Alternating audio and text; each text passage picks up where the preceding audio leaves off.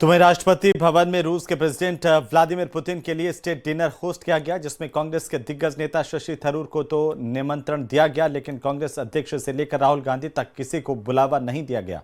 अब इसी पर सियासी रण छिड़ गया है। दूसरी तरफ सीपीआईएम के बड़े नेता हन्नान मुल्लाह इसलिए विचलित हैं क्योंकि पीएम मोदी ने व्लादिमीर पुतिन को रशियन में ट्रांसलेट की गई गीता दी। उनका दावा है कि प्रधानमंत्री मोदी भारत को अब हिंदू राष्ट्र बनाना चाहते हैं। ये रिपोर्ट देखिए।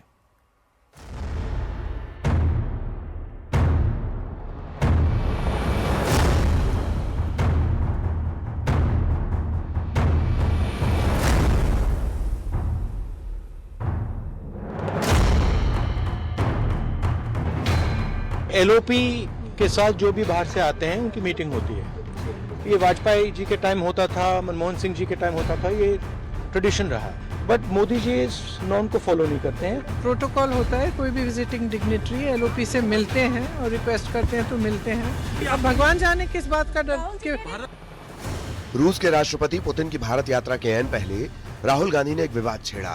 उनकी बहन प्रियंका वाड्रा ने भी उसमें सुर में सुर मिलाया।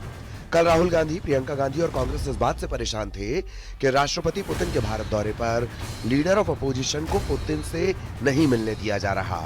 और आज विवाद इस बात को लेकर है कि राहुल गांधी को पुतिन से मिलने का निमंत्रण नहीं मिला, तो कांग्रेस सांसद शशि थरूर को राष्ट्रपति भवन के डिनर कार्यक्रम में इन्विटेशन कैसे आ गया। बड़ी खबर यह है कि राष्ट्रपति भवन में पुतिन के सम्मान में आयोजित स्टेट डिनर के लिए कांग्रेस सांसद शशि थरूर को भी निमंत्रण मिला है। शशि थरूर कांग्रेस के अकेले ऐसे नेता हैं जिन्हें राष्ट्रपति भवन में आयोजित इस डिनर में बुलाया गया। सूत्रों के मुताबिक इस कार्यक्रम में राहुल गांधी या कांग्रेस के किसी भी नेता को नहीं बुलाया गया, सिर्फ शशि थरूर को ही निमंत्रण मिला है। अब इसी पर सियासी घमासान है। देखिए, विदेश कार्य समिति के अध्यक्ष के रूप में मुझे बुलाया गया तो मैं क्यों नहीं जाऊँ?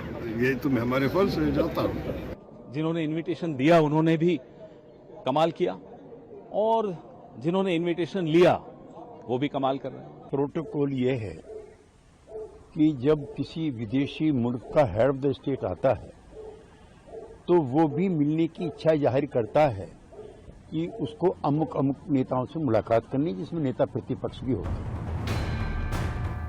एक विवाद लेफ्ट ने भी छेड़ दिया। पीएम मोदी ने राष्ट्रपति पुतिन को रूसी भाषा में अनुवाद की गई भगवत गीता की एक कॉपी भेंट की, लेकिन लेफ्ट को ये चुभ गया। उसके पास जो माल है वही करेंगे ना। तुम्हारे पास चाय है तो चाय पिलाओगे, कॉफी है तो कॉफी पिलाओगे, उसके बाद गीता प्रेजेंट करेंगे।